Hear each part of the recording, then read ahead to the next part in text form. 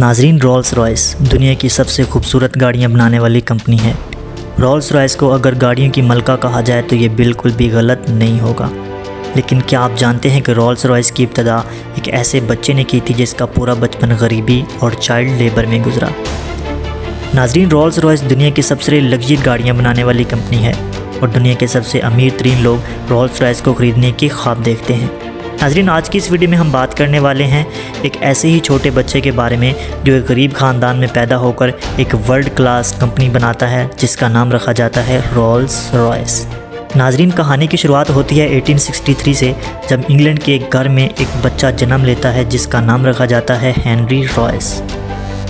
ناظرین، رائس نے شروع سے ہی بہت مشکلات کا سامنا کیا۔ ہنری کی عمر ابھی 4 سال تھی جب اس کے باپ کا بزنس ہمیشہ کے لیے کریش کر گیا، اور جب ہنری 9 سال کی عمر میں پہنچے تو اس نے اپنے باپ کو ہمیشہ کے لیے کھو دیا، اور اس کے چلتے ہنری کی مدر کو ایک میڈ کا کام کرنا پڑا اور رائس نیوز پیپر ڈیلیوری کا کام کرنے لگے۔ ناظرین، ہنری کی لائف میں پرابلم بڑھتی ہی چلی جا رہی تھی، مگر 14 سال کی عمر میں ان کی زندگی میں ایک ٹرننگ پوائنٹ آتا ہے۔ ہنری کے ایک آنٹ نے جب ان میں بے حد پوٹینشل دیکھا اور ان میں کام کرنے کی لگن دیکھی تو وہ گریٹ ناردرن ریلوے کمپنی میں گئی اور وہاں انہوں نے اس کو ایز این اپرینٹس جوائن کروا دیا۔ اگلے 3 سال ہنری نے بے حد محنت کی اور فیکٹری میں کام کرنے کے ساتھ ساتھ اس نے بکس کو بھی کلوزلی پڑھا۔ ہنری نے فیکٹری میں کام کرتے ہوئے الیکٹرانکس کے کام کو بڑی توجہ سے سیکھا اور 17 سال کی عمر میں وہ فلی کیپیبل میکینکس بن چکے تھے، اور 21 سال کی عمر میں وہ میکسم ویسٹرن نامی کمپنی میں ایز این انجینئر کام کر رہے تھے، لیکن فنانشل پرابلم کی وجہ سے یہ کمپنی بہت جلد بند ہونے والی تھی۔ ہنری کے پاس اور بھی بہت سی کمپنی میں جاب کرنے کا آپشن موجود تھا، مگر انہوں نے اپنی خود کی الیکٹریکل انجینئرنگ کمپنی کھولنے کا فیصلہ لیا اور مانچسٹر میں اپنے ایک چھوٹے سے آفس سے شروعات کی اور اپنے ایک دوست کو بھی اپنے ساتھ ملا لیا۔ شروعات میں ہنری کو جو بھی چھوٹا موٹا کام ملا اس نے ضرور کیا، یہاں تک کہ سیونگ مشین کو ریپیئر کرنے تک کا بھی کام انہوں نے کیا، لیکن وقت کے ساتھ ساتھ رائس نے محسوس کیا کہ الیکٹریکل لائٹنگ اور فٹنگ کی ڈیمانڈ بہت بڑھتی جا رہی ہے، اور ڈیمانڈ کو دیکھتے ہوئے انہوں نے الیکٹریکل اپلائنسز کو مینوفیکچر کرنے کا کام شروع کیا۔ ناظرین، رائس وہ پہلا انسان تھا جس نے بلب ہولڈر اور الیکٹریکل ڈور بیل انوینٹ کی تھی، اور اس کام نے کمپنی کی قسمت بدل کر رکھ دی، اور ایئر 1900 تک کمپنی کی سیل 20,000 پاؤنڈ تک پہنچ چکی تھی۔ ایئر 901 میں رائس کی قسمت تبدیل ہونے والی تھی۔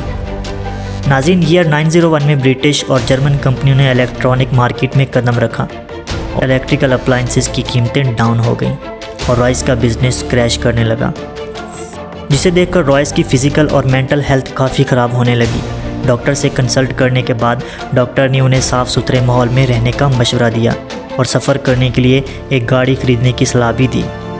ناظرین، ہنری نے ڈیکاویل نامی ایک کار خریدی جو بہت زیادہ آواز کرتی تھی اور اس کی بریک بھی ان افیکٹو تھی۔ اس کے چلتے رائس نے کار کو ری ڈیزائن کرنے کا فیصلہ لیا۔ جب اس کار کو ری ڈیزائن کیا گیا تو یہ اوریجنل کار سے بالکل الگ تھی، جس وجہ سے ہنری کو کافی کانفیڈنس آیا کہ وہ اپنی خود کی کار کمپنی کھول سکتے ہیں، یہاں تک کہ وہ کارز کا بزنس بھی کر سکتے ہیں۔ انہوں نے اپنی ایک چھوٹی سی ٹیم بنائی اور نئی کار کو اسمبل کرنے کا کام شروع کر دیا۔ سبھی پارٹس کی ڈرائنگ بن جانے کے بعد انہیں اسمبل کرنے کے لیے ورکشاپ بھیج دیا گیا۔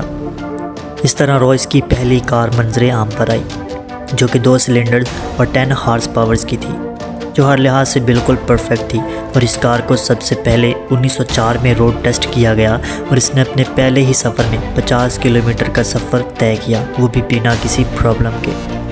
رائس نے ایک ہی ماڈل کی 2 کارز بنوائیں اور انہیں ٹیسٹ کر کے امپروو کرنے لگے۔ اب انہوں نے ورلڈ کلاس کارز تو بنا لی تھی، مگر وہ پوری دنیا میں اس کو ڈیلیور کرنے کے کیپیبل نہیں تھے، اور ایسے میں چلتے انٹری ہوتی ہے کہانی کے دوسرے ہیرو یعنی چارلز رولس کی۔ رولس ایک ایگزیبیشن میں اپنی کارز کو پریزنٹ کر رہے تھے اور اسی دوران ان کارز پہ نظر پڑتی ہے چارلز رولس کی۔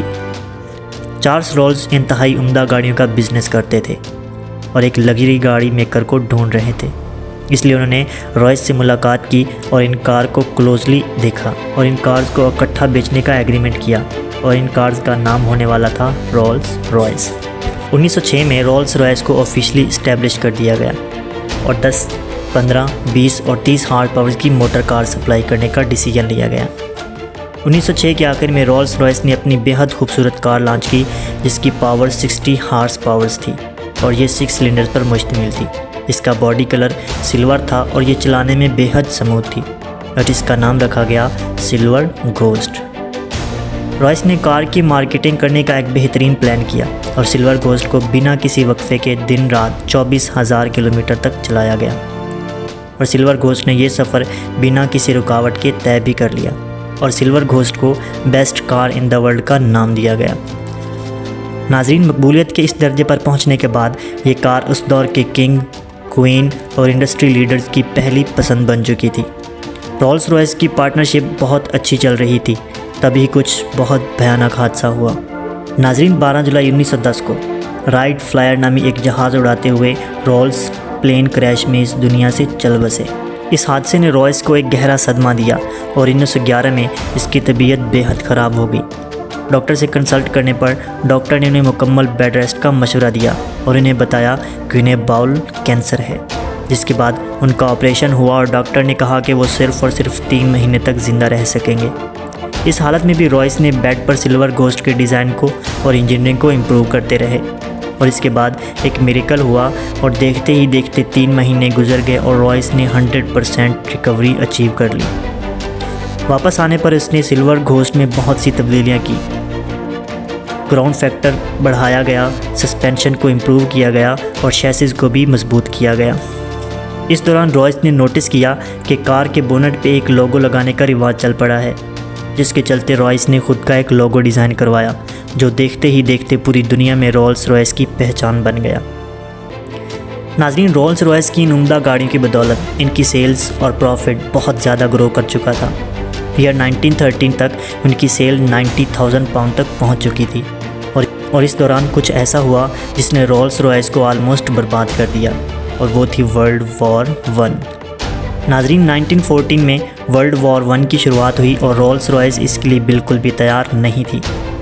ورلڈ وار 1 کی وجہ سے اکانومی کریش ہو گئی، جس کا سب سے بڑا اثر پڑا رولز رائس جیسی بڑی کمپنیوں پر۔ سیلز ڈاؤن ہو گئیں اور کمپنی کے امپلائیز کو فارغ کرنا پڑا۔ سبھی کو لگ رہا تھا کہ رولز رائس ورلڈ وار 1 کو سروائیو نہیں کر پائے گی، مگر رائس کے دماغ میں کچھ اور ہی چل رہا تھا۔ ناظرین، رائس نے ملٹری اتھارٹی سے میٹنگ کی، جس کے بعد انہیں پتہ چلا کہ وار کے لیے مضبوط اور ریلائبل کارز کی ضرورت ہے۔ اس لیے رائس نے سلور گھوسٹ کو موڈیفائی کر کے آرمرڈ کار میں تبدیل کر دیا، جو کہ انتہائی مضبوط اور یوزفل ثابت ہوئی۔ جو کہ سلور گھوسٹ چلانے میں کافی سموتھ اور مضبوط تھی، اس لیے اسے بعد میں ایمبولینس میں بھی کنورٹ کر دیا گیا۔ ناظرین، ورلڈ وار 1 کے ختم ہونے پر رائس نے ایوییشن میں بھی انٹری لی اور بہت سے پلین کے انجن بھی مینوفیکچر کیے۔ ایئر فورس اور کمرشل پلین میں زیادہ تر استعمال ہونے والے انجن رولز رائس کے ہی ہوتے ہیں۔